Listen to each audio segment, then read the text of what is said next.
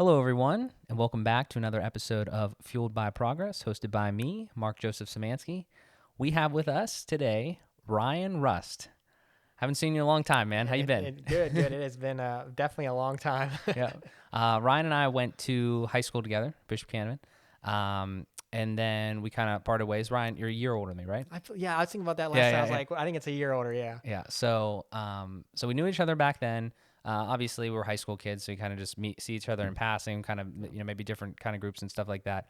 Um, but we reconnected just because we're kind of doing similar-ish things. I mean, Yeah. not like the same exact stuff, but what has been going on, man? Like, kind of give me the context. Context. Yeah. I think a lot the last since the high school days. Yeah, yeah. I think it's been kind of deciding career-wise what you want to do, Yep. and my career path has taken the video production field, film production, and all that. So I think, I've graduated college in 2015. So I got an associate's degree. Thing with video production, a lot of people go and do bachelor's degree, but I felt it'd be better to do associate's degree and get an internship, which my school provided. You had to find it yourself, but they wanted you to do it. So, did the school thing, did the internship thing, didn't land a job right away.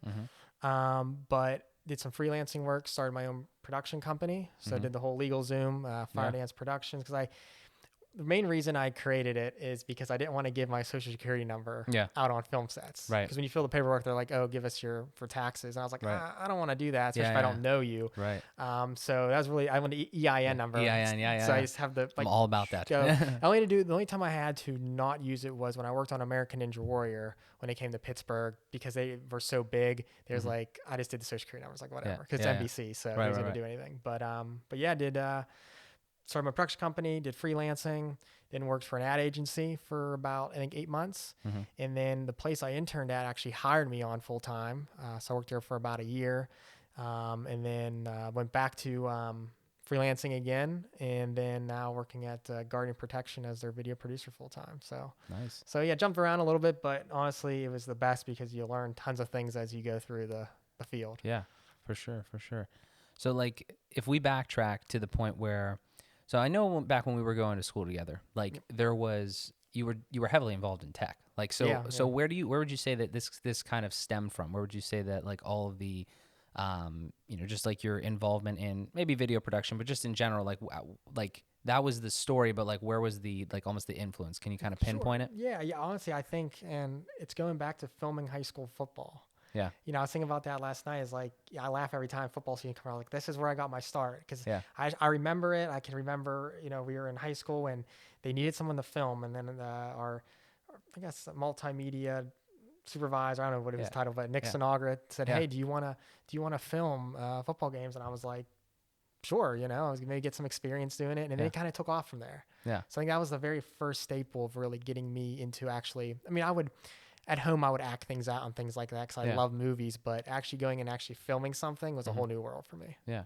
So that's where it kind of started. Were you, like you kind of said there was like, I it's funny because I was just on AM and the PM is another podcast that Amanda and I have, my girlfriend, and we were interviewing this couple. We were having a podcast with this couple, and the gentleman was really into like movies and all sorts of stuff. Yeah.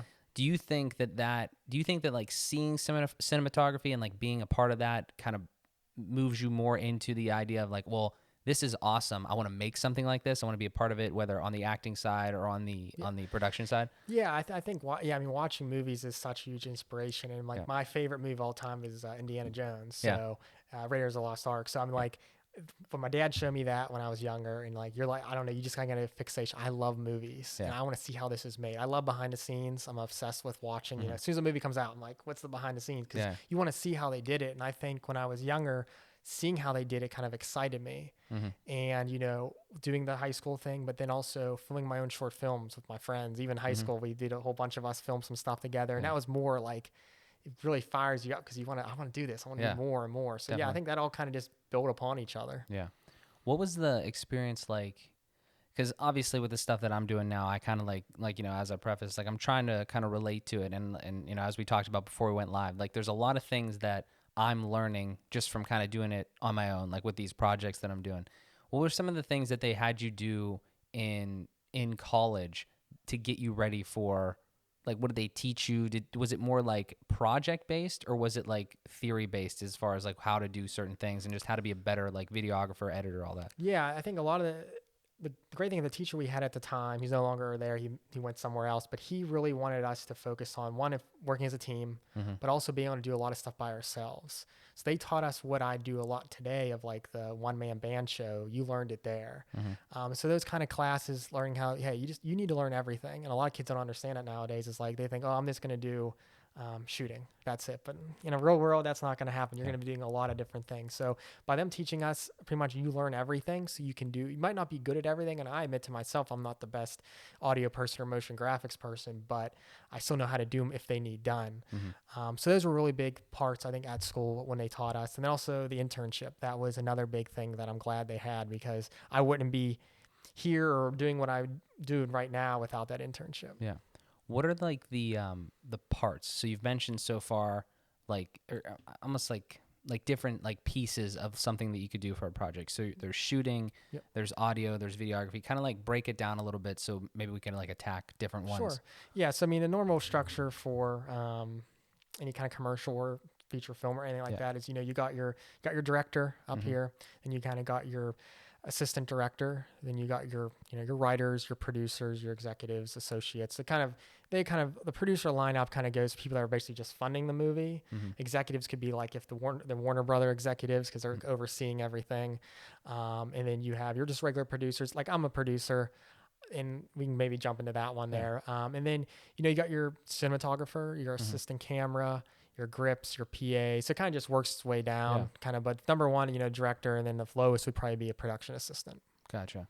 So all of those are like individual titles, or could you actually do more than one? Correct. You can do more than one. A lot of the times, if we don't have the budget on like a commercial, usually I might be the director and the cinematographer. So it's like a director DP combo.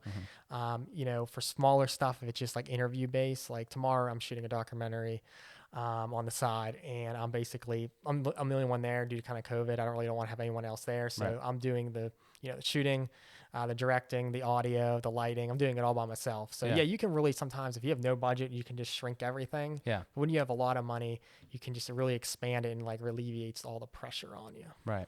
Interesting. Yeah. Cause I'm listening to all this, and I'm kind of like putting it in perspective for, just like these podcasts, for instance, that I'm doing.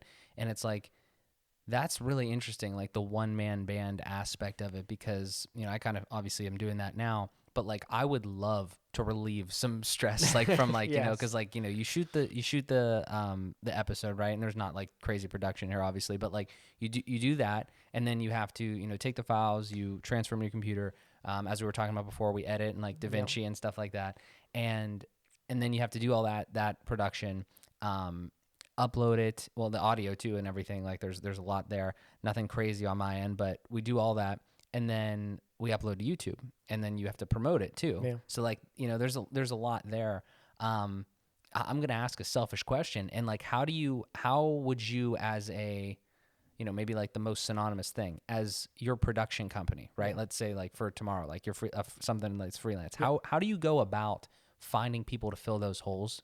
And for the roles? For if you wanted like a videographer, or you wanted somebody that could edit, like something like that. How do you go about that? Yeah. So, I mean, normally like if it is like, if I do want to hire a whole crew, a lot of it's people I've worked with over the years that I've made those connections with. Like from the internship on, you made those connections. And a lot of those people 5 years ago that I met because I was just a intern, they're some of my closest friends now that I hire on everything.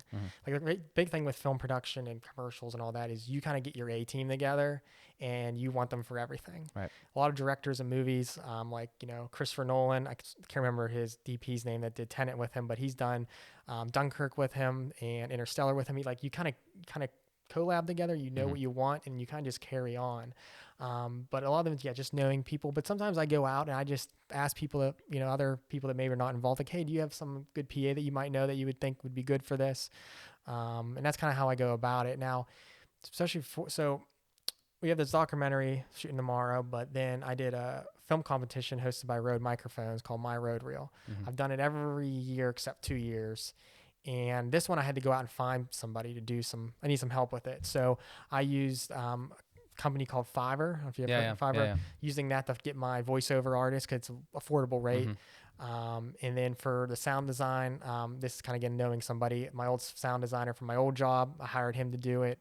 So it's kind of just knowing your connections, using things online. I was going to use Upwork as another alternative to find someone to do some color, but due to budget, I'm just going to do the color grading myself. But really it comes down to like who you know and who you trust to find out. But again, you can use the online resources to kind of find like maybe editors or sound designers or things like that. Right. So like you just build that all into your budget then, and like you pay people, I guess, by the hour from like the entrepreneurship perspective. Sure, like yeah. So for the video production world, we usually get paid, it's a day rate. Okay. So normally if you can kind of like judge it. So if you're like a low end like DP, usually you're like, I think it's like $600 a day. And then it just kind of works its way up, you know, the more experience you have, it's probably gonna be more expensive, but sometimes you can get like PAs. The general PA when I was a PA was like $150 a day. So you don't make that much, but you're getting the experience. A lot of people have issues with that. It's like, oh, I'm not getting paid much money. But what does that job entail for $150 a day? So it's pretty much anything, you know, running coffee. Yeah, that's the joke everyone always makes, and I only had to do it once. Yeah, when I was in my PA days. But yeah, so it's strictly getting coffee, maybe managing crowds if you're doing anything like that. It could be, I mean, anything they want you to do. I mean, when I was on American Ninja Warrior, I'm big on like wearing what I need to wear, what I need to use. So I had like an AC belt on with like a pouch. I had some tools and things like that. And the guy in the trailer we were in when we went with the first day, he looked at me. He's like, "You look like you know what you're doing. You're going to go with construction." This other guy had nothing. And I kid you not, he cleaned the shitters out. Oh my God. When they got clogged. But since I dressed for the part, even though I was brand new at this, he gave me a good job. Oh my gosh. So I told interns, and when I had interns at my old job, I told them like, hey, dress the part, you know, don't come looking like you have no clue what this is, you know, even if it's your first time, dress the part, you know? So yeah, there's the PA is just a very open-ended. I was fine getting paid $150. I mean, I was living at home at the time. So it was like, you know, it's money just to pay things, but, it's all about learning. But yeah, the prices just go up. I mean, the only time you get hourly, it would be if you're like a visual effects artist or a motion graphics artist, maybe sound designer. But anyone that comes in the field, I mean, you get paid overtime. But generally it's like, you know, if you're high end $600 and it can be, I mean, you get paid. There's sometimes, I mean, $12,000 directors get paid a day on high end commercials. And is that, so you said overtime there. So is that like, the day rate is 8 hours? Or how does it? Yeah, it usually flexes between 8 and 10. Okay. There's like a weird, depends how, like, so if I'm producing my own commercial, especially for like Guardian Protection, I'm basing it off I believe I did like a 10-hour day. And that's why when I hired an assistant director, that was my first time hiring on a commercial I did last year. She basically, I told her what I wanted to do and she really helped me out, break things down. So I didn't have to think about it. Because I was thinking about creative, not about all these, you know, small different time things. And she just made sure it worked. But yeah, so after that you get paid. I forget how much more you get paid. Everyone loves the overtime on it. So I usually hire everyone that's non-union. I mean, you could be in the union, but I'm only paying you for just as a freelancer. But yeah, if you're really good and you're in the right market, you can make a lot of money doing it. It seems like, I mean, that's so cool.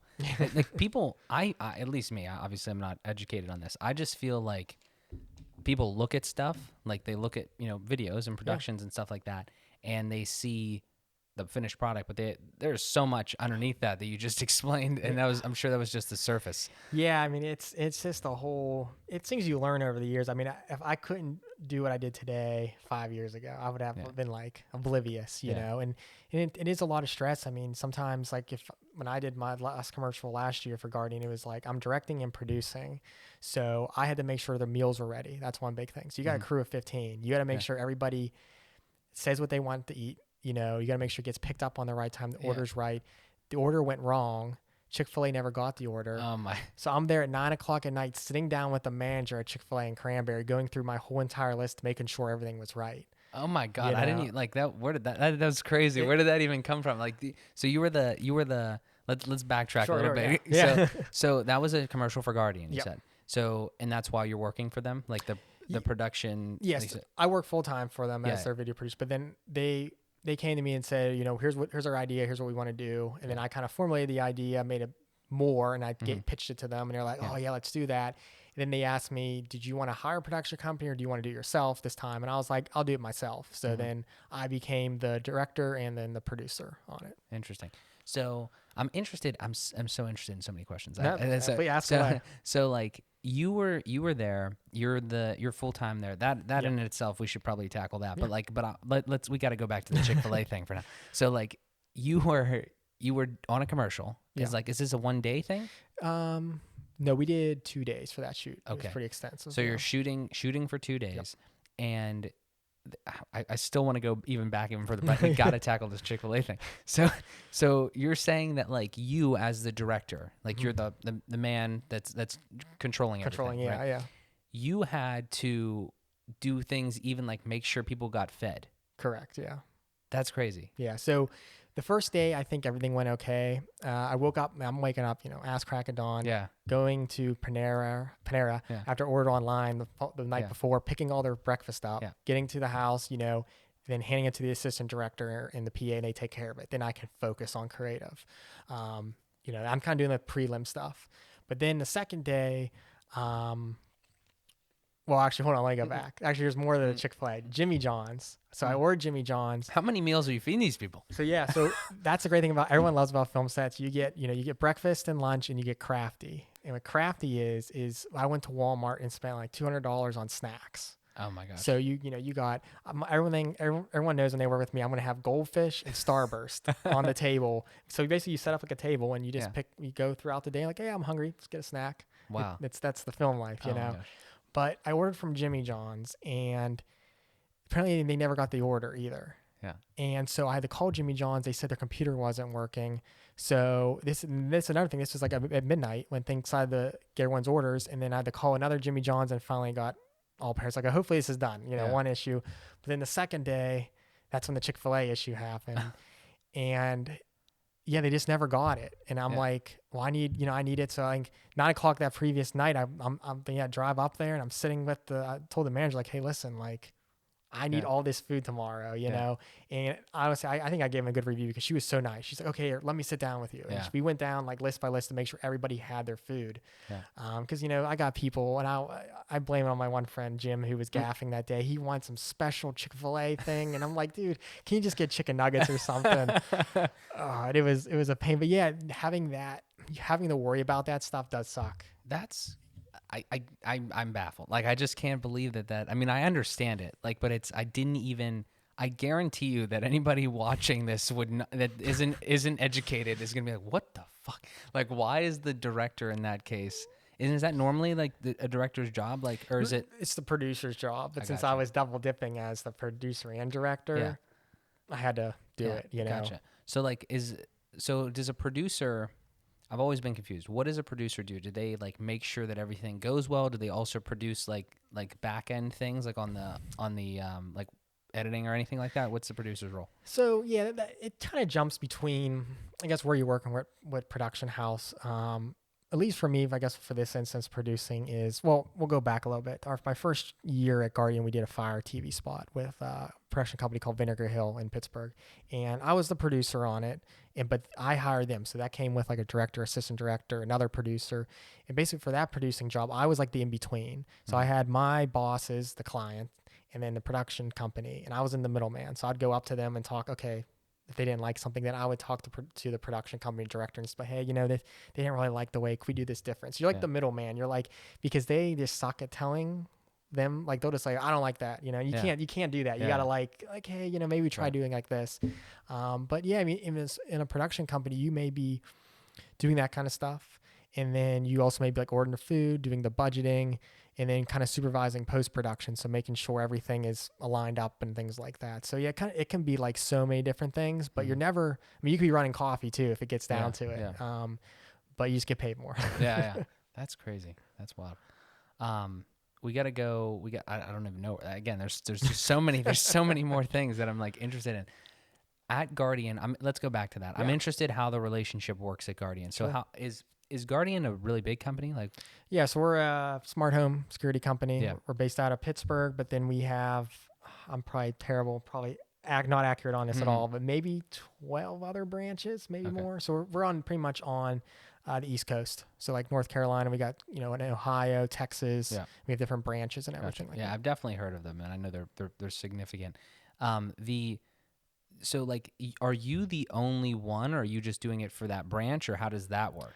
Yes, I'm the video producer for all of Guardian. Okay. So I'm the only, everything has to come. But if you want something video done wise, if you have questions, it's got to go through me. Gotcha. So so this is, I'm trying to draw some similarities here. I used to work for a real estate company. I was kind of like in the marketing department, and we didn't have like any, a video producer or anything like that, but we did make videos from time to time, obviously on a much smaller scale. So Guardian, like, I guess the executives come to you, or do you work in tandem with like a marketing department, or how does that work? Yeah. So I'm in the marketing team. So Gotcha. that's where I live. And then I have my marketing manager. So I report to him.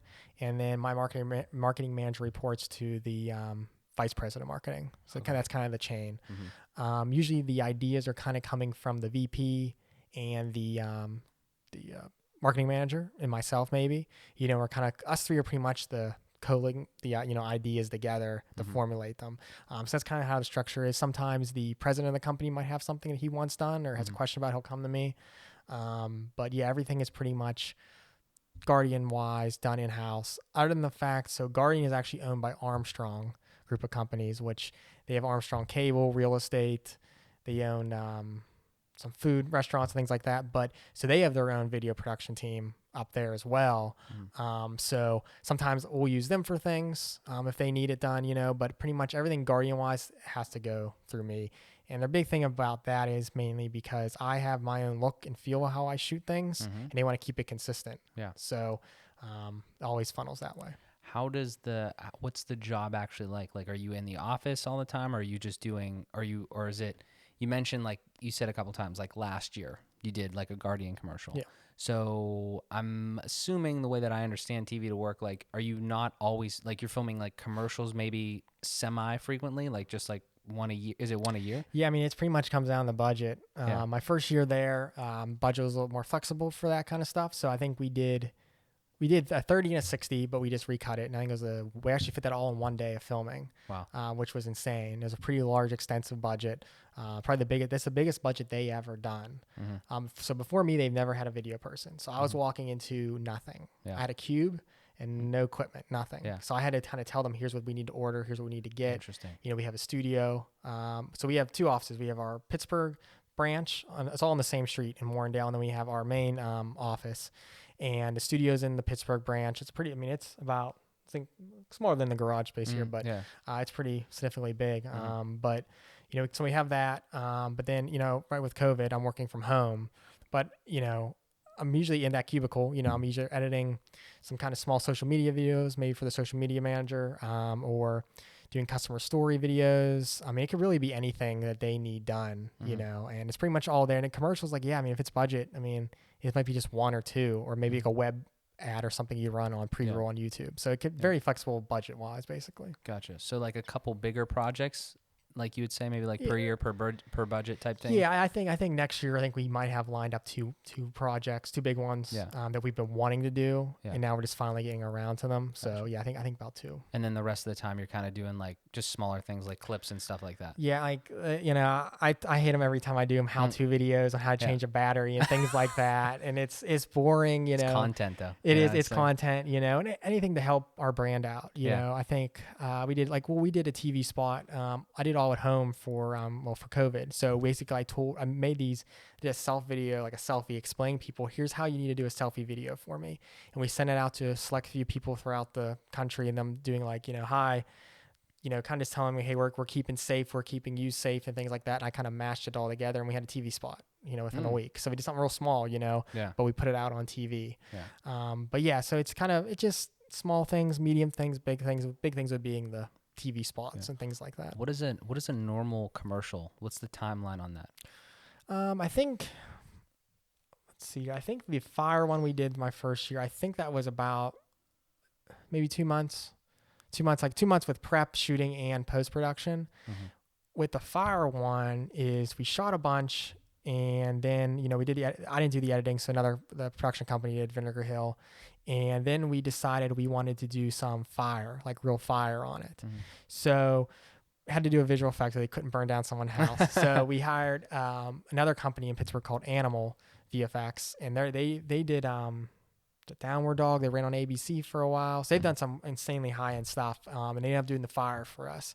And the shot was amazing. I mean, they basically made a house look like it was on fire. That's crazy. With visual effects. So that took a lot longer because we wanted to add that in there. So, I mean, you could do 2-3 months maybe from like pitch time to through the prep time and the actual shooting.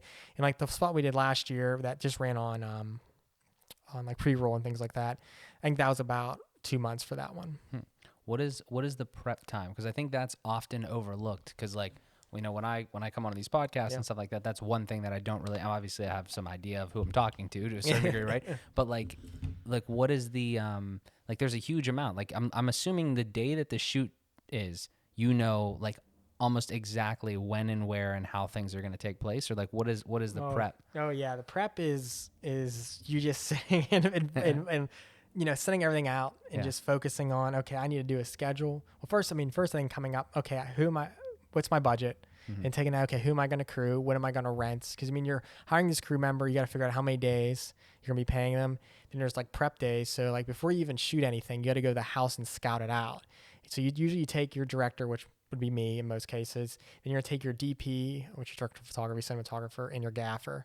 And you're going to go to the house and you're going to, or wherever, you're going to scout it out. You know, they're planning out lighting. You're telling them, you know, I think this is where I want this shot. So the gaffer's thinking, okay, man, I'm going to mount a light there. And that saves you time for when you actually do show up to the set, that they're not thinking, okay, so what am I going to do now? They already have in their head, you know, here's what we're going to do. So you're kind of doing those things with the budget, what equipment you're going to rent. That's like a big one. So, you know, you're choosing what camera you're going to shoot on, what lenses you're going to shoot on. If you need a grip truck, which is like a 5-ton truck, or, you know, how much equipment you need, food, you know, and they're kind of putting it all down there. Then you kind of get into, okay, so I got all those like logistics done. Then you need to figure out your shot list. You take your shots. If, you know, I'm filming in the hallway, then filming in the living room, then filming in the kitchen, you got to do, and you got to take, and you got to time all those out. How long do I need per time to shoot? How much setup time do I need? How much teardown time do I need? When do I need to move on to the next scene? What breaks do I need? So you're really trying to figure all that out. On the bigger shoots like that one, I had an assistant director. So she kind of helped me out a little bit, figure some of that out, which she thought would be good and things like that. So you're playing out, you have your shot list. If you're good at drawing, I am not. You can do storyboards.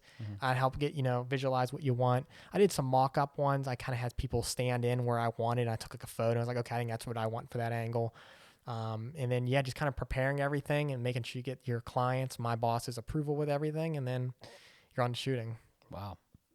That's a lot of stuff, man. It is a lot of stuff. I'm a very organized person when it comes to that. So I make binders for everybody. I do everything in Excel. It's all color coded. It's all ready to go. So when we're there, we're not like, you know, trying to pull something out of our pocket. Right. And I have a thing it's not my idea. I adopted the idea from Zack Snyder, who did, you know, Watchmen and Justice League. What he does is he wears a football, like a player's QB wrist. Yeah, he wears one on here, and what he does is he puts his sides on it. What a side is basically is that scene you're filming, what the script is. What I do is I put my shot list in there. So I before that on sets, I would have a like back pocket. You know, you're pulling out your paper, you're trying. I was like, no, I'm just gonna flip it up. See what I'm on. You know, shot A. Okay, this time, and put it down. People are like, what are you wearing? Why are you coaching football or whatever? And I'm like, no, man, I got my tool. Like, I'm like, dude, that's a great idea. I was like, genius. You could thank Zack Snyder for that. So now going forward, I always have that on my arm. Yeah, no, that's genius.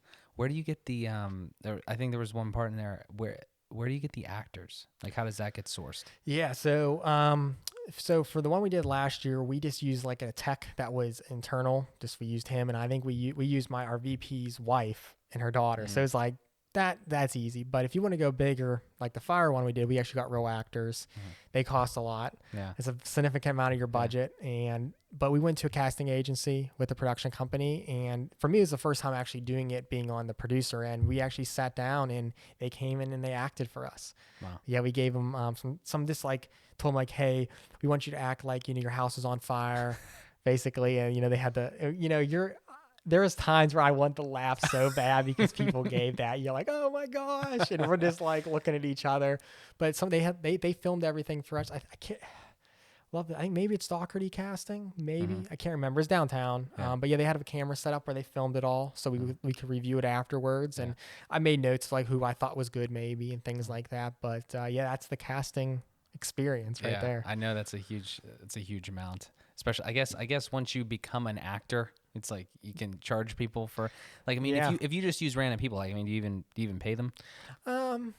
Yeah, I mean, for like the tech, I mean, obviously he got paid full time, so he's not, and his wife, you know, the joke was his wife would do it as long as she could buy some new furniture for the commercial, which she did get. But yeah, a lot of people, it's just, you know, you can go through the casting agencies and it's going to cost you. But you can find some non-union local actors, maybe on a Facebook group. You know, you pay them. I think the one girl who's a director, she told me she paid him like $150 for the day, just to give him something for helping him out, you know. But if you want the big ones, I mean, you're gonna be spending in the, you know, $1,000 range. Then you have to pay for, is it going to be broadcast locally? Is it going to be broadcast all over the country? How long is it going to be broadcast? You got to pay all those fees. And if you decide to queue the commercial up a year later after the contract's ended, you got to pay him again for that. So yeah, it could be a little bit, if you want something smaller, maybe just find some local actors that just want to make a little bit, have some fun. That might be the route. But if you're of a big agency and you're creating something that's really worthwhile, yeah, you probably got to do a casting. So what do you call yourself a video producer? Like that's like what you would go by? Like you would say? Yeah, I would say my work title is video producer. On the outside, I'm pretty much just going directing.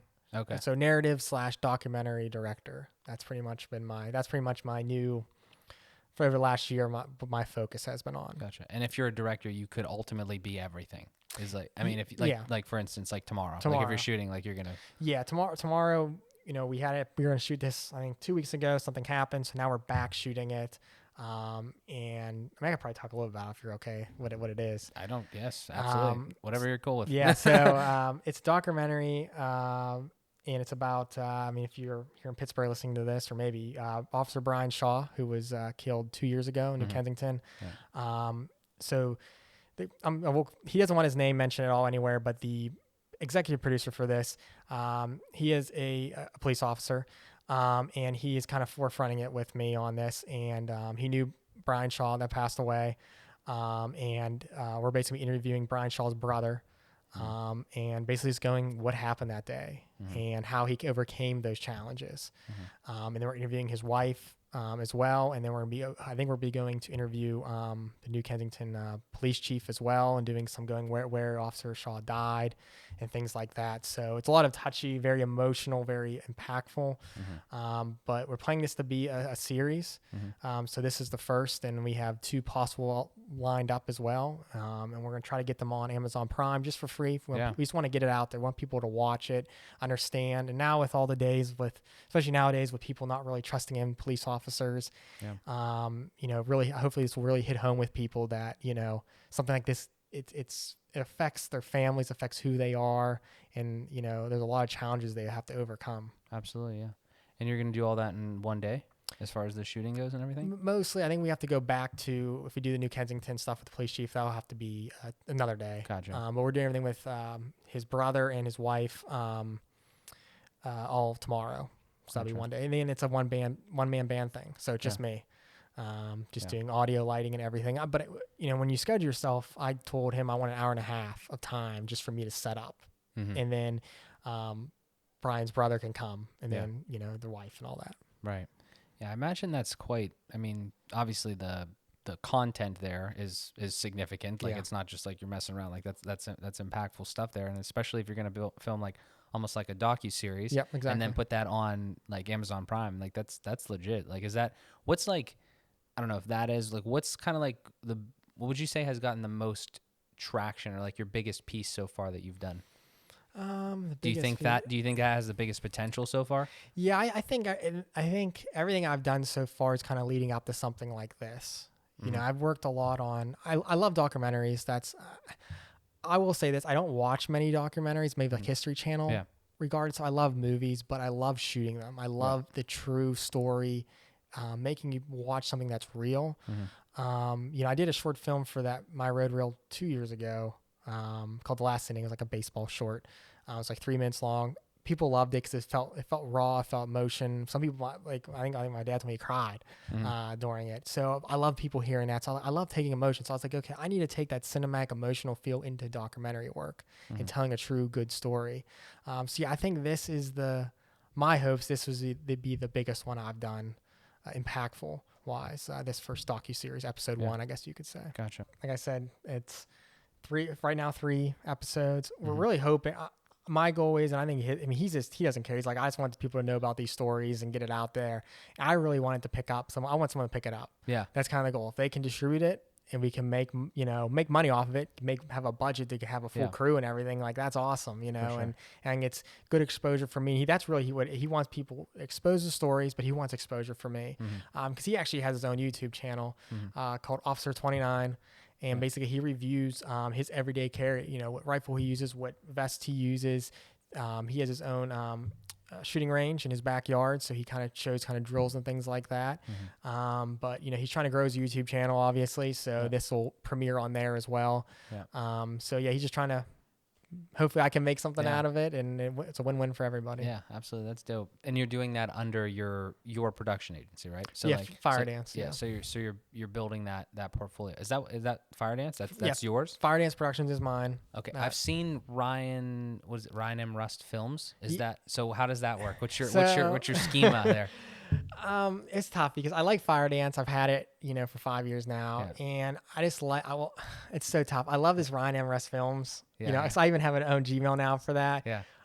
So yeah, I really don't know yet. I don't know what if one day, like I think Firedance will always be there. I have the website and all that stuff, but I don't know. It's like Ryan M. Rust Films. I just love that. I just love having that. Like this is my films, and then so maybe one day I might, incorporate that or something like that and make that part of Firedance in some way. But I just wanted to add that in there because I just like the sound of it. Yeah, for sure.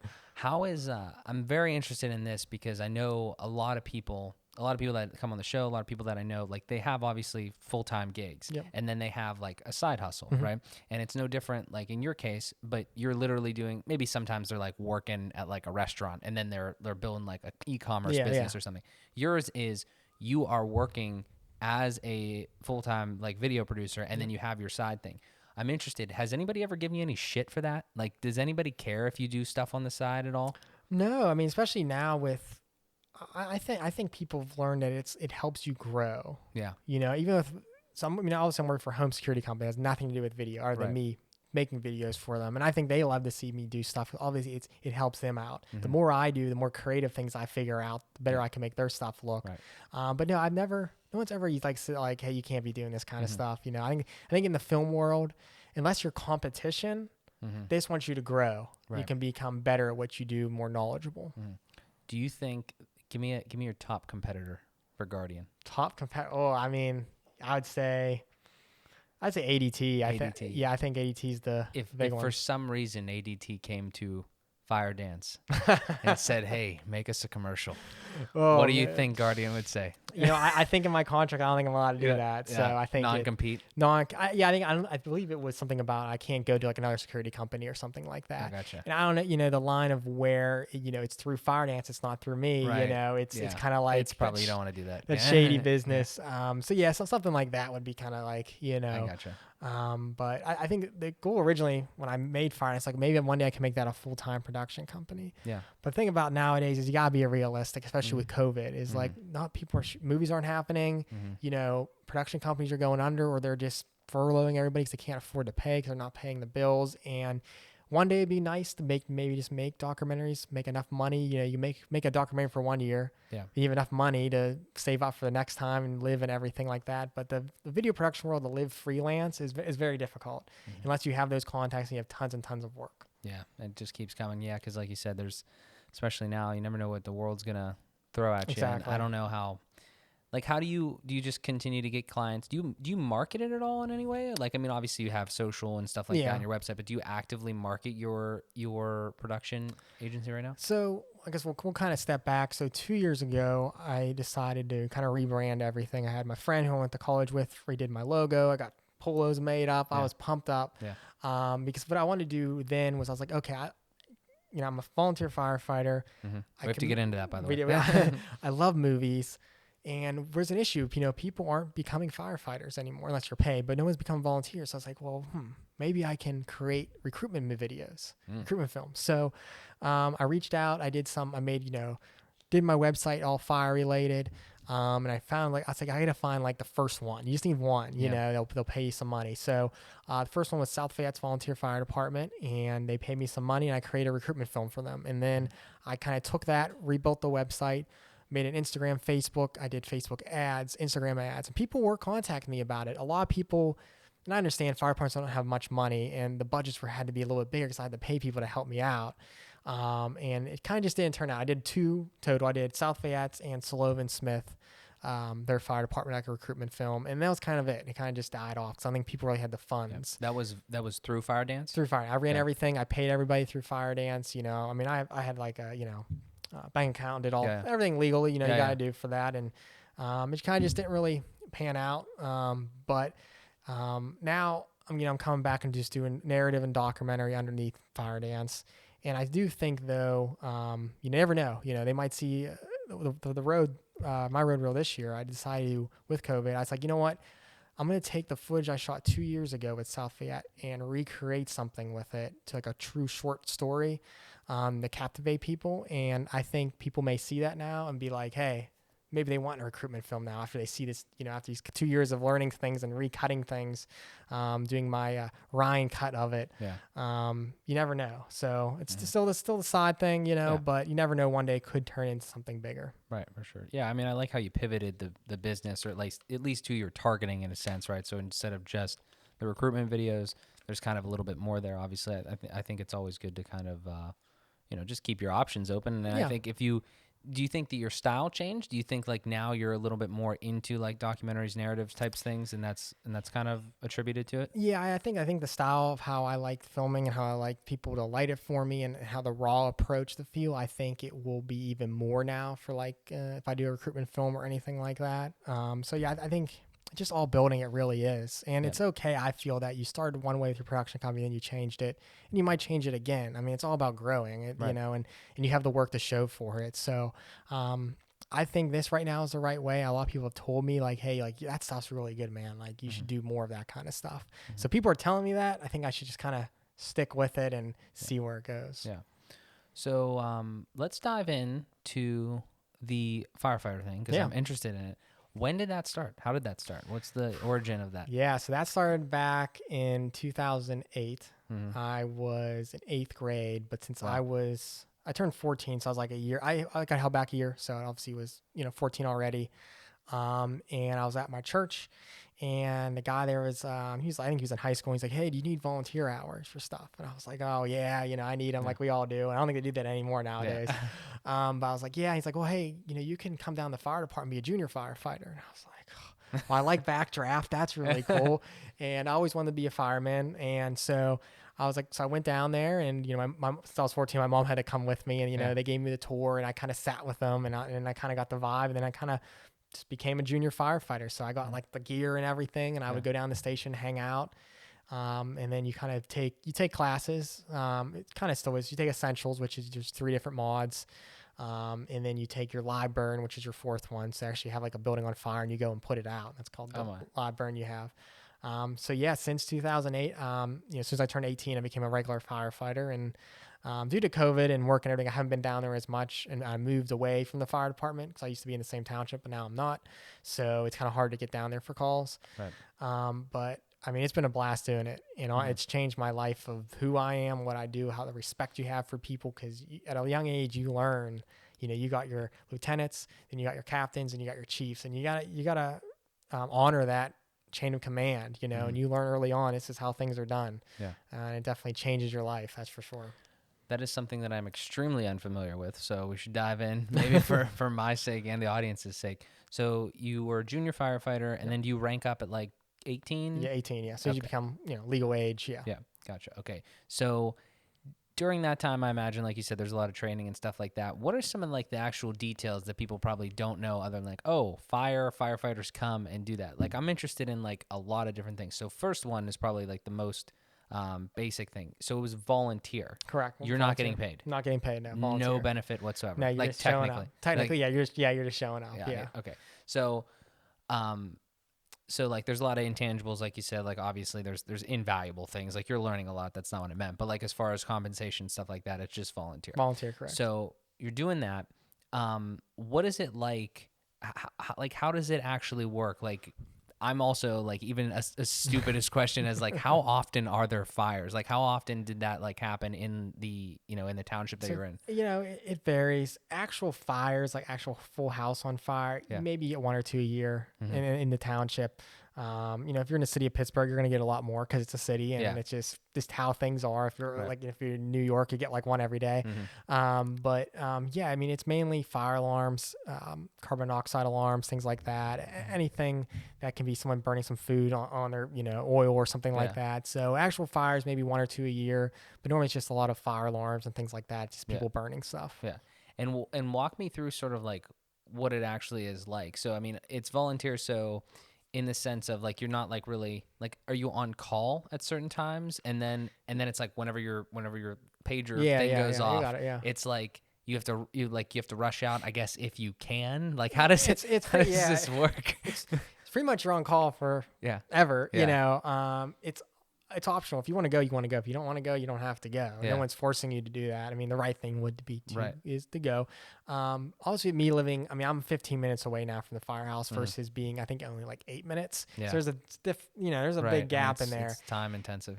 So I'm not going as much. I still see the calls, but it's just, if it's an actual, and it's terrible to say this, but if it's an actual house on fire and it's like the real deal there, I'll get myself there no matter how far. I mean, I've driven half an hour just to get to the station so I can be there to help out. But I know we have a group of guys, our chief included, who live like legit 1 minute up the street and they're on the engine out in a matter of minutes. So I know they're out there. And in our township, we have 3 different fire departments. So you have a lot of coverage. They're all coming normally during the day from 9 to 5 during the week. All 3 companies respond to any call. So you have a lot of people coming. It's just not like it's one firehouse in the middle of nowhere. Right. You know what I mean? You kind of pick and choose. And if you're busy, if you're at dinner with your family, you don't have to go. Right. You know what I mean? Yeah. There's always that, you see people like they're in the middle of their food and just drop everything, go out the door, and you might get a lot of divorces with that after a while, but it's totally optional. Interesting. As volunteer, Yeah. So with that, then there are obviously some people that are like full-time, like that are getting paid. Is that like the chiefs and everything like that? No. So we're strictly 100%. No one, not the chief, the captains, lieutenant, president, vice president, no one's paid. Wow. Yeah. So it's a whole volunteer. The whole department. Whole department. Yeah. Interesting. The paid ones. I mean, I guess they know we're in Pittsburgh. City of Pittsburgh is paid. Then you got Mount Lebanon, which are paid, but they also have volunteers. I think they have like a handful of guys that are paid and everyone else is volunteers. Dormont has paid people. But everyone else pretty much is all volunteer outside in the suburbs. Yeah. Interesting. So like when you're responding to something, so again, I'm interested in I'm interested in the logistics. So like when you're responding to something like that, like you have like the pager, and like did they kind of know? Is there like a dispatcher that kind of like knows what the call was? Like if it was, you can kind of know like how severe it was before you respond or before you take off. Yeah, I mean, so when I was 14, it was you got a pager, and it would vibrate or go off. Now we have phones, so you get an app. There's an app, you get a text, and it tells you, actually in the text like what happened, what's going on. But yeah, the Allegheny County 911 dispatch. They're dispatching us, so they're going to tell us like, hey, it's 2 vehicles with fluid on the roadway. One person is complaining of like a neck injury or something like that. So they're letting you know when you get the call at your home what it is, and they'll update you if more updates from maybe the person on 911 that called 911. But yeah, you have a good idea when you get to the station, and as the more you do that in the fire department, the more you're involved or more you're a leader, you're thinking of what you're going to do when you're driving to the firehouse. Do you have to, so you get blue light? I did back in the day. We'll say when I was 16, I think I got blue. I think we were allowed to have blue lights. I had one in my Chevy Cobalt in my dash. And I loved using it. Now you're not allowed to use them anymore. Really? Yeah, because it's, you're supposed to have them on your roof. It has to be able to state police, it has to be 360 so you can see it. Yeah. But they're pretty much telling they don't want you using it because there's a big issue with people abusing them, and of course everyone's gonna destroy everything. But my department, the only people that are allowed to have any that are allowed to have red lights is the chief and the deputy chief.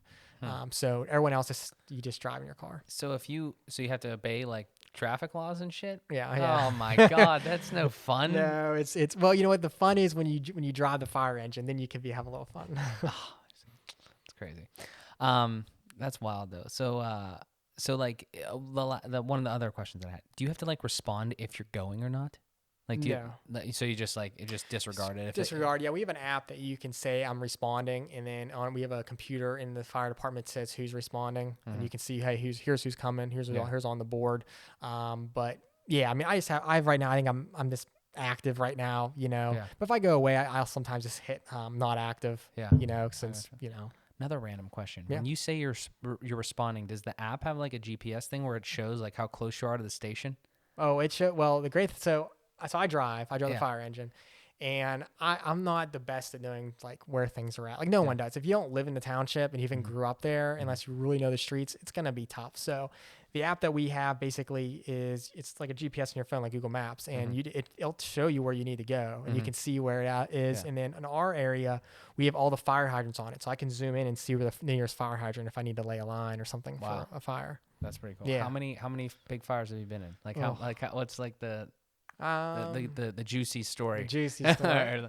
I'm trying to think how many. Maybe six or seven, maybe. Like, yeah, I mean the one of me and my friend. Well, you know, he's my lieutenant at the time. It was his apartment fire.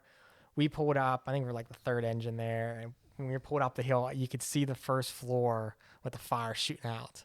Yeah. And your adrenaline goes from like a 5 because you're in the engine going to fire up to like 100. Oh my gosh. You know, because you're like masking up, putting everything on, you're ready to go, and you go up and the chief's in command, and you're looking there, and the first floor apartment's just blowing fire out because it's on fire. And he told me and my lieutenant's like, hey, I need you guys to go upstairs and search those apartments. Oh my gosh. We're like, yeah, you know, because we've been in fires and everything, but we've never had to do something like that. It was always been like, you know, maybe go in there, pull a line. We can go back to that different story. Yeah. But so we're like, all right. So we grab our tools. I grabbed, I think, what did I have? Oh, I had the Halligan, which basically a tool, about pretty long here, and usually shove that into a door. Yeah. And then my lieutenant had the axe. So we go out there. We go past the fire room. It's blazing.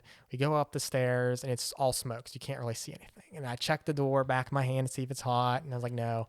And it was locked. I'm like, yeah, because you do it in training, and you're like, you know, it's you learn what to do, but then you very rarely, especially I feel in like in a township, you don't get many fires. You're not going to be able to do this stuff. So I was like, it's locked. He's like, okay. Oh my God. So you guys are in a burning building. We're geeking out. Well, you know, I get to Halligan, I jam it into the door where the knob is, and I'm like, you say strike. Yeah. So he strikes it. I was like, strike. And he strikes it. And I ram it. I crack it a little bit. And I said, strike again. And I strim it and crack the door open. Your adrenaline goes up to 1,000 there. Oh my gosh. But you open the door, you look, and it's just black. You can't see anything. All that smoke is up there.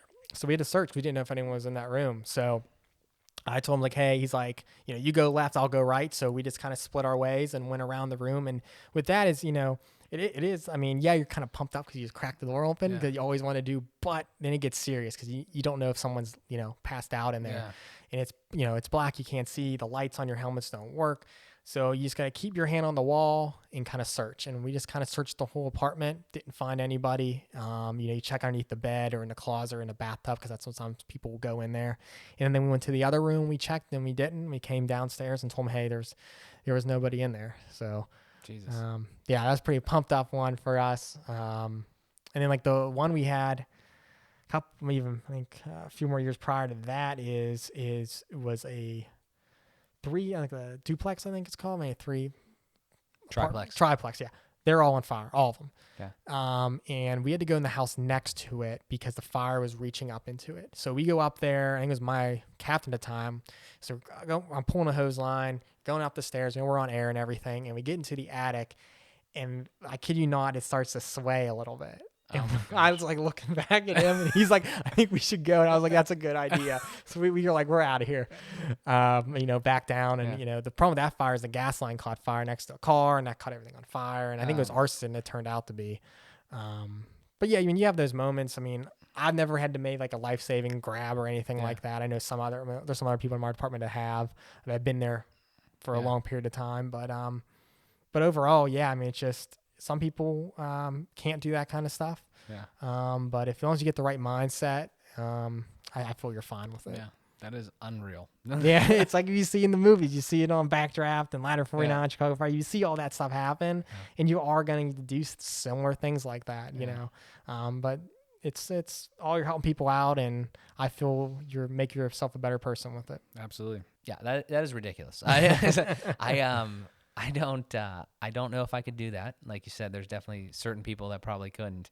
But I mean, huge kudos to you, man. Like that is something that I think a lot of people, like I said, I don't know if they could really do that. But that's the part of the story that was interesting to me was like you were excited to run into the burning building because like I think that's very telling that is something that you should continue to do. Like if you enjoy it like that. Yeah, I think originally in high school I wanted to be a firefighter full time. Yeah. That's what my career was supposed to be in my mind. I wanted to move to New York. I wanted to be an FDNY firefighter. Yeah. That's like the elite, and many people mind being a New York City fireman. And I was like, that's what I wanted to do. But I really love making movies, and I had to make a choice. If I would have been a full-time firefighter, I wouldn't be making movies. Yeah. This is not going to happen. Yeah. So I kind of just had this like, you know what? There's still option to be volunteer. You can still make movies and be a volunteer. Maybe that's just the route I go. Yeah. But yeah, I think you're born into it, even though you don't know it until you become one. Even if no one in my family except my uncle, who's in Texas, was a firefighter, but no one else in my family. So it's just me wanting to do that for whatever reason. Yeah. Happens, but looks like you made the right choice, though. I mean, like you said, it's self-awareness, just trying to figure that out, and I mean that's dope. So, huge kudos. Do you have any more crazy stories? Trying to think. Yeah, I mean, the swaying thing that was a nuts one. You kind of been, we had one time we had someone hit our fire department, hit our sign in our car. Oh my gosh! I think we were in the where were we in? We were in like the office area, just BS and stuff, and then we hear like a thud. Yeah. We're like, okay, someone has to be a car accident, because we heard him before, and we're running out there, and a guy just slammed into our sign, and he didn't have a seatbelt on. Obviously, he wears a seatbelt, and his head cracked into the windshield. Oh! So when we pulled him back, his scalp kind of came with it, and all his blood came down, and stuff, and he had to get like 60 some stitches or something. But he came back to the fire department to thank us for helping him out, which was pretty cool. But yeah, I mean, I think a lot of the times for me is when obviously turned 18, actual firefighter. And then I think it was like 2 years ago is when I was like, you know what, I want to start driving the fire engine. They asked me, hey, do you want to start doing it? And I was like, yeah, I mean, that's a dream. Everyone wants to drive a fire engine. So, I took the class. You have to take a pumps class, learn how pumping the water and everything. And then I did driver's training, did ton of hours of that. And then eventually I got certified, signed off to drive the fire engines.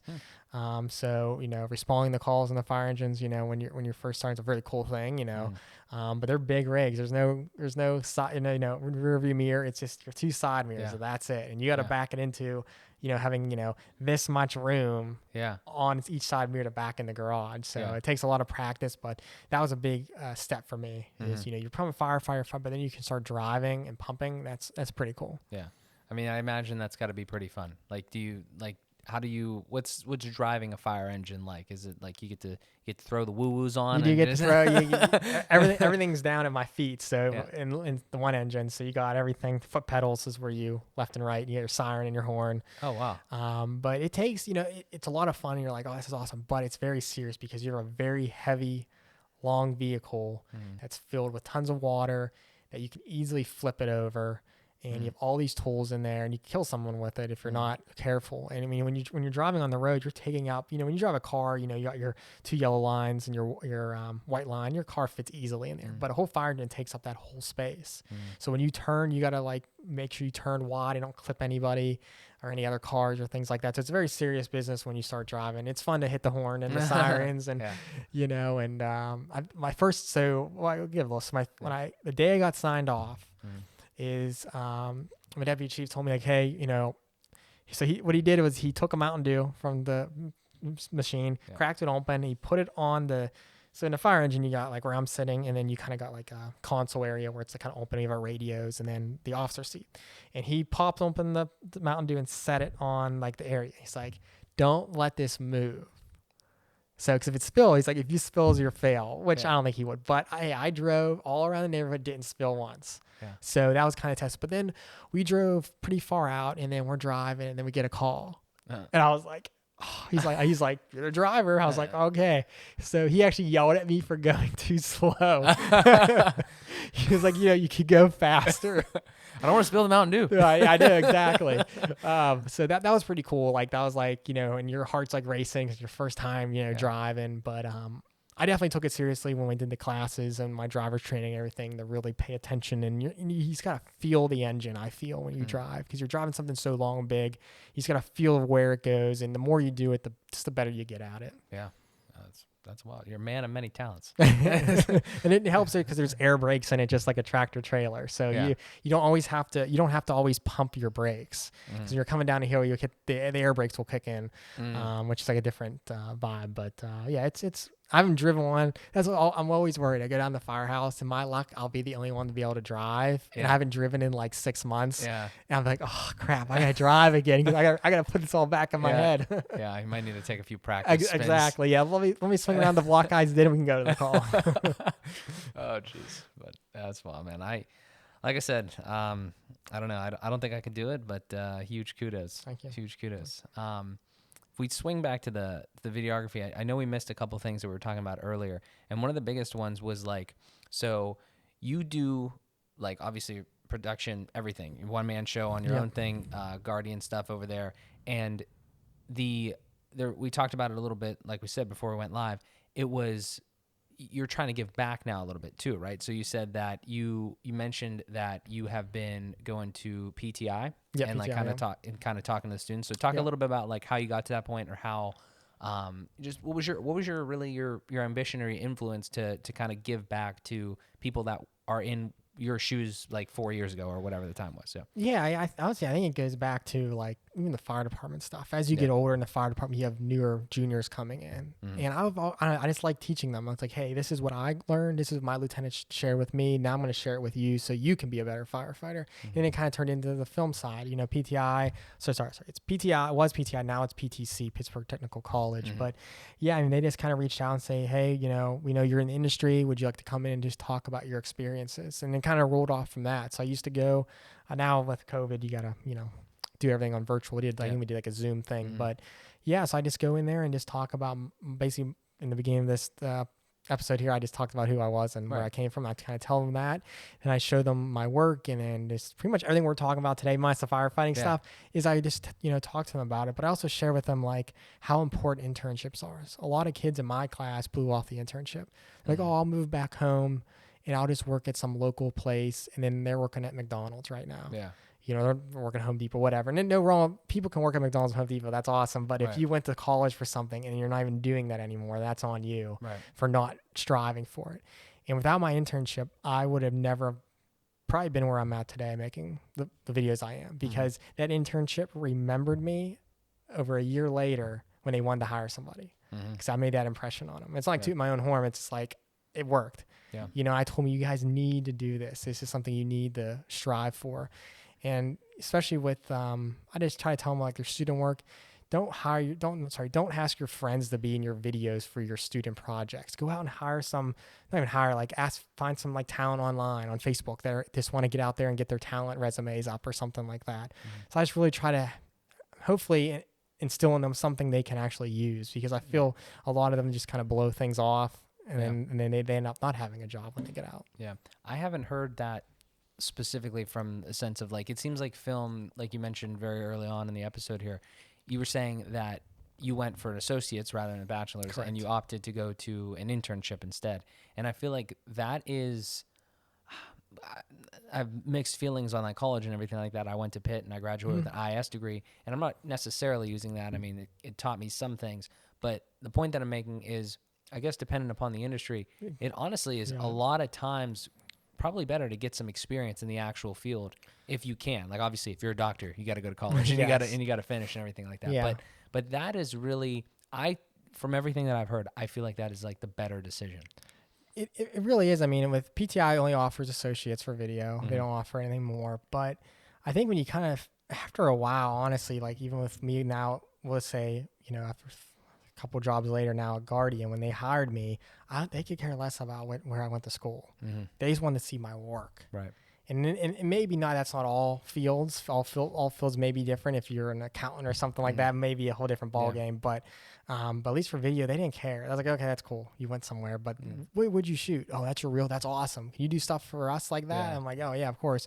But yeah, I really think it just varies. But I'm glad people in video, and I don't know, it's mixed. It's so tough. Some kids go 4 years like Point Park and they're working in LA on awesome stuff, and that's great. But maybe you could have been doing it earlier if you just maybe saved money, maybe not in debt as much, you know, with student loans, if you just did like, you know, an associate's degree with an internship. Yeah. Yeah. I don't know, man. I don't know the answer on college, but it just seems like the earlier that you can get, you know, either start doing your own stuff or the earlier that you can get some real world experience. I just think it's so advantageous, and I'm psyched to hear that you're now kind of like doubling back on that and saying like, hey, you know, dudes that were in my position, you know, back then, you know, make sure that you kind of think about this before you decide to, you know, move back home or whatever, because I'm sure it's still a tough industry. Like you said, you didn't have a job right away. No, not at all. I mean, it was tough. You're like, you kind of, after your internship, you're like, hey, can you guys have any positions open? I knew that wasn't going to happen. I just asked to ask, but you know, luckily I was at home. I know a lot of kids' situations are different. But I was at home, so I could go out and do freelance work, you know, and then, you know, just pay the bills from that and everything, and it would work. And I knew I had to eventually get a full-time job to move out. You know, that just what needed to happen. Right. But yeah, I don't know. I just feel that depending on situations, it can go a lot of different ways. But I think, just getting that real world experience just goes so much more. And even I looked back when I graduated and I was already in the internship, but freelancing. Even in my first job at the ad agency, there's still kids in my class I graduated high school with that are still in college. So they're still in college, they're still doing whatever, and I'm working right now to better my career. Right. And maybe they graduated and they made more money right off the bat because they had that bachelor, but I had the work experience. So you kind of give and take it. I think a lot of pressure you get in high school, and I felt is everyone's going to a 4-year, and there's only a handful of us that maybe are going through trade or something like that. So you're kind of getting a sense of like, oh, I need to go to the 4-year. But I think if people would tell them it's okay, you know, if you find something you really love to do and it's a easier route because it's going to get you where you need to go. But finding jobs now, especially in video, there's none like in Pittsburgh. There's none. Really? Unless you want to do freelance and get lucky. Obviously with COVID, it's even worse. There is no video jobs. You either got to go to like a New York, Atlanta, LA to maybe get some full-time gigs. What is the reasoning for that? Would you say in Pittsburgh? Like, is it just a lot of, so like, you know, how big does a company need to be from your experience to like hire somebody that's like your position? Is it because of that? Like not too many people are doing that, and the ones that have that already have a person that they're kind of like using? Yeah, I think it goes, if you're looking at companies, is, you know, you got companies like home security, whatever they may be. If they need to have a need for video, like Guardian did, they obviously said, oh, you know what, we have so much a need, we need to hire somebody. So they hired me. But a lot of other companies are just going to go to production companies. And if you get into production company, that's great, but they're pretty tight knit and you got to be very skilled to get into one. You know, if you're not, you're probably not going to make it. So that's kind of like the tough thing with it there. So you have your corporate work, which is, you can make good money doing it. But then you have the production company route, which if they have the position, but you got to be good. And then it's just down to freelancing. So I just don't think there's enough work right now, I guess. You know, maybe back, I don't know, it's just so tough. The market kind of changes for video of like how much needs there are, but COVID is really destroying a lot of things. It's hurting a lot of production companies. And but I do think some businesses are slowly learning that, hey, maybe if we hire someone in video, we don't have to pay as much. I mean, you have to pay a salary to somebody and everything, but you get a lot of internal stuff done and you don't have to pay a ton of money out. But I think if you're a large company, very, very, like, we'll say just worldwide or something, you're probably going to have your own like internal departments at certain areas, but you might hire out and things like that. Right. Yeah, I mean, I don't know. I think about the stuff again that we're doing here with the podcast and everything like that, and I always think about like how to scale like just the production of it. Yeah. Whether you're, I guess, like a bigger company or just like a smaller, almost freelance type thing, and just starting up. We were talking about it, like on the break. It's like, we have these episodes, right? Yep. And they're like 1 hour, 2 hour, whatever, and then you have to somehow scale them down into more like digestible, consumable pieces, which is just like almost like a marketing tactic that I see everybody else do, and I'm just doing a terrible job. So it's like, it's kind of, I don't know. That's why I asked the question earlier, is like, how do you end up, like, how do you get something like that? How do you find like resources, that would be able to do that, or be able to, edit more effectively than I could, something that's cooler like that. Yeah. So. I think it's for like podcasts, things that it's your show you're running, unless people have a really good idea. Like, you have a good idea of what you want people to hear and listen. Right. So I always felt that was difficult if you have something like a documentary and you hire someone out that doesn't really have a good sense of it. It's like, if I just hired someone at Upwork to edit my documentary, they really don't have any idea of what I want unless I fully sit down with them. They understand my mission or the goal, I guess, for it. So it's kind of tough, I think, for even personal stuff, like stuff that you're doing, stuff like I'm doing, is it's kind of like doing it yourself is kind of like the best way, because you're going to get the right message across. Now, if you grow so big and you have all these different podcasts running or things like that, and you have a team that's been there, they know the mission of what you want to accomplish, then I think they would have a good idea. But yeah, it's just, I'm always hesitant on hiring someone to edit for me for anything, because I just don't know if they'll get unless I know them well enough. Right. If I know them well enough, I know I can trust them, and that's a big thing, because you don't want to have like a million revisions. Yeah. But I don't know how. I mean, if you go through this and cut things down, I don't know how you listen to all this again and cut it all down. Yeah, no, it's just I don't know. Like I said, I'm doing a bunch of different things, and I like the biggest challenge is like when you jump into like content. Let's just say, for instance, right? Like, there's the equipment, there's all this sort of stuff. Yep. If you're not doing it like the crazy, like the very intensive way where you're like prepping and you're doing all that stuff, and you're just trying to shoot some content and do that stuff, it's just time consuming. Yep. Like that's one of the biggest questions that I have for somebody that's in your position is like, you got to spend a lot of time on this, right? Like, I mean, there's a huge, like, I mean, just all the steps and everything like that. And we haven't even talked about like color science and color grading and all those types of things. Like, those steps, like, it just takes a lot of time. I'll just go back to like the short film this year, and the one I'm about to submit at the end of the month. Honestly, like, I had the content we shot 2 years ago, and I'm looking at it, and I'm sitting there for days, like, what the hell am I gonna do? Yeah. Like, I want to submit this contest this year. I know I can do good with this, but like, how the hell do I structure this story? Yeah. I'm trying to watch movies or like anything I can find on the internet, on Vimeo, like, to give me some inspiration. I hung up a whiteboard in my office, and I'm, jotting things down, and it took a while. I mean, it took a real hard time to try to think, but then I got it. You just kind of like, you'd be going to the bathroom or in the shower, and I swear that's where I get my ideas at when you're thinking, and you get it, and then you just start with it, and then it took, I think I started maybe towards the end of August, and I finally just got the idea like a couple weeks ago. So I'm sitting there like twiddling my thumbs, I couldn't come up with it. And then I eventually realized, hey, I need to go and get pickup shots. So I went last Sunday, and we filmed a bunch of different shots at the fire department that I needed to fill the gaps and everything. But then kind of the story just came together. So you'll feel lost at first, but if you keep, so right now I got a picture lock on it. The edit's done. It's out the sound design, but now I got to figure out the voiceover. So that's like my next hard thing, is I'm trying to figure out what is the voiceover, what's the script for it. So yeah, it definitely takes a good amount of time sometimes on these projects to really get your vision, across. Yeah, definitely. We talked about it a little bit earlier, but like long term, what would you say your like ideal thing is? Like, do you think about how much do you think about like your future in filmmaking and in cinema and like all that sort of stuff? Like, do you want to try to move more towards like your own production, or being like part of like a bigger team of, I don't know, either feature films and all that sort of stuff? Or like, what do you think? Obviously you change over time. You've already, changed just in a couple of years, like you were talking about, with the production house and everything like that. Like, what do you think right now? What's your current outlook? I think to me, I think it's special to have something that's your own.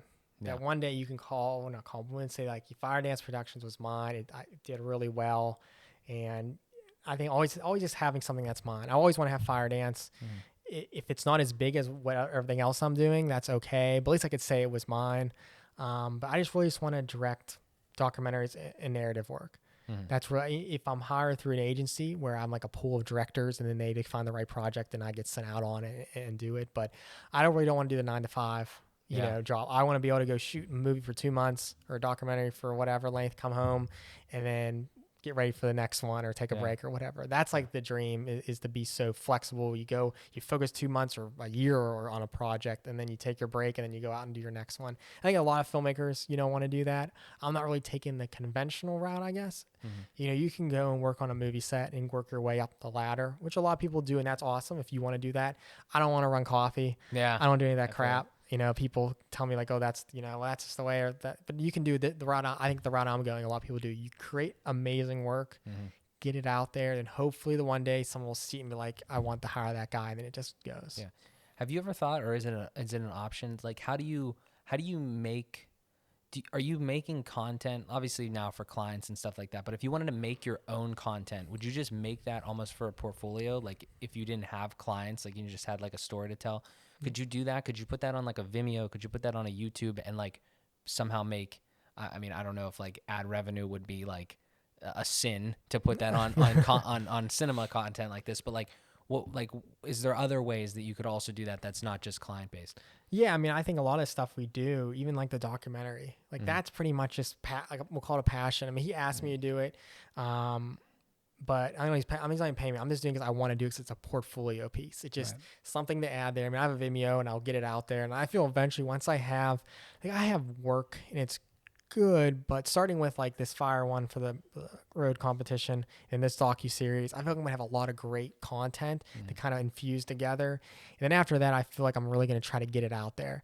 What if it's, you know, somehow getting in front of some agencies that hire directors and things like that and really trying to get myself out there labeling and you know, director. But I think a lot of like local production companies, hopefully, you know, that I may know already or don't know of me, that might see it and might want to hire me on something, you know. And it's gonna be, the hardest thing is eventually one day I'm gonna have to make the choice, stay the 9 to 5 or just make the leap of faith and go freelance and hope it turns out. Do you have a plan? Like you mentioned a little bit there, but do you have more of a plan on how you plan on kind of marketing it? Like you have your, you know, freelance basically business and like your talents and everything like that. How do you have like some sort of, when I think of marketing, I just think of like social, I think of like almost like that sort of stuff. Is it different? Like you said, you kind of almost like put it out almost like as a resume, like here's what I do. Here's my portfolio. If you need somebody that is, you know, fits these, you know, qualifications, the role that you're trying to fill, you know, hit me up. Is that kind of how it is? Or can you do like even more to like market your brand? I think it's gonna be a mix of both, marketing my brand of what I do, and then also I think just sending that portfolio, that resume out to some of these agencies that just hire directors and say, hey, you know, just submitting my stuff, take a look at it. You know, if don't hear back, don't hear back. It's no big deal. But I think it really is. A lot of people will make short films or feature films and submit in the festivals in hopes that a director or a distribution company sees it. And I'm not hating on a lot of people. There's a lot of junk out there that people do. And it looks like junk. I'm sorry, but it just is. I'm not giving myself an ego, but it just looks like junk. And, but if you do things right, I think that just happens. You just get lucky, you know, and you fall in the right places, you get your work in front of the right people, and it's just making good stuff. That's really what it comes down to. I got you. That makes a lot of sense. I'm excited to see where it goes. Oh, thank you. Me too. Absolutely. Buddy, this has been tremendous. I want to hit you with these final 3. I still haven't came up with a good name, but like these last 3 questions that I hit everybody with. And so the first one, and I'll give a little bit of a background. The first one is who are your top 3 like biggest influences in your life? So I mean, it can be anybody. It could be your mom. It could be, you know, people that are close to you. It could be people further away from you. It could be people you never met, like on YouTube and stuff like that. It could be, doesn't even need to be people. It could be like an entity, if that makes sense. Just people that have impacted you, because I feel that when you know somebody, and like today in this episode, how we've gotten to know you, we've gotten to know where you're at, where you've been, and all that. When you hear how they were influenced, it like deepens the messaging, because not only could other people go and be like, oh, you know, Ryan likes so and so, I might also like them if I you know, like the conversation, everything like that. not only that, you can open people's eyes to the other people, but also just, I think it makes people understand how you really got to where you were, like I don't want to say spiritually, but I want to say like internally, along with the experiences that you had. So what is your top three, would you say? I've never had, no one's ever asked me that question. First time. First one, I think my dad would be my first one. I think any father-son kind of relationship. My dad has never done anything video-wise. He's not like, he's a Hollywood director, and I'm like looking up to him because I like it. No, my dad just is a guy that I felt is he just kind of started, at 18, and started working his way up at his company, and just a very hard worker. And he's always told me, never stop doing what you love to do. Never give up on it. And I feel in life, he never got to pursue a lot of his dreams and different things, So I think, with me, with Firedance and everything, by me growing that business and it becoming something one day, it's kind of an ode to him, because he never got the chance to make something he wanted to do, have his own business. He never got to do any of that. So I think by me doing it, I feel a goodness inside of me that one day he can see that, like, hey, I think it just make him happy to see that I took something from here up to here. Yeah. So I'd say, motivation, support, my dad would be number one. Yeah. I'd say for number two, and maybe it's kind of this might be a group. Yeah. It's basically entrepreneurs.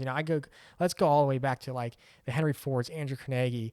All those guys started from, especially a long time ago, with zero, like a cent, and built these empires today. And a great documentary, The Men Who Built America, if you ever seen it, it's on History Channel. Yeah. It just talks about how they started America.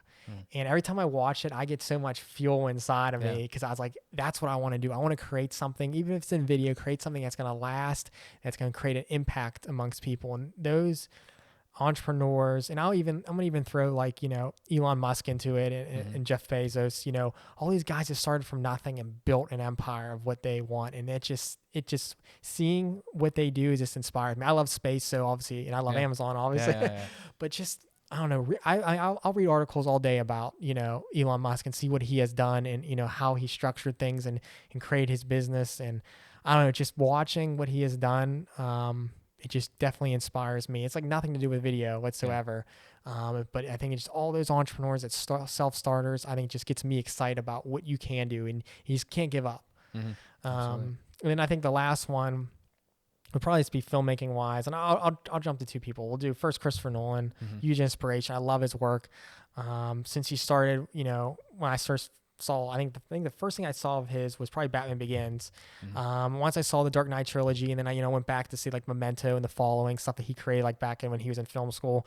But just all of his work he has done and how much he puts into it. Like he's not like a guy that, it's not like Adam Sandler, let me make a bunch of movies that make no sense. But he makes them every so many years, but he puts so much heart into them. And I think that's what a lot of filmmakers nowadays don't. They'll like, we'll just keep turning them out. Yeah. He puts so much heart and love into these movies, and it kind of inspires me. Like, you know what? Don't rush some of these projects. Like, so I have some ideas, like I want to shoot it now, but I look at his stuff. He waits years. It just sits on his shelf because he's still thinking about it. Yeah. So he's been a big inspiration. And then of course, everybody filmmaker, Steven Spielberg, he started, he was making, my age, he was making Jaws, out there. Lucky guy. But, another person just started, film school, came out and just made some amazing stuff and had made a name for himself. And that's a big thing for me is I don't know, a lot of people, you kind of think it's kind of getting a little deep here on this, but it's all good.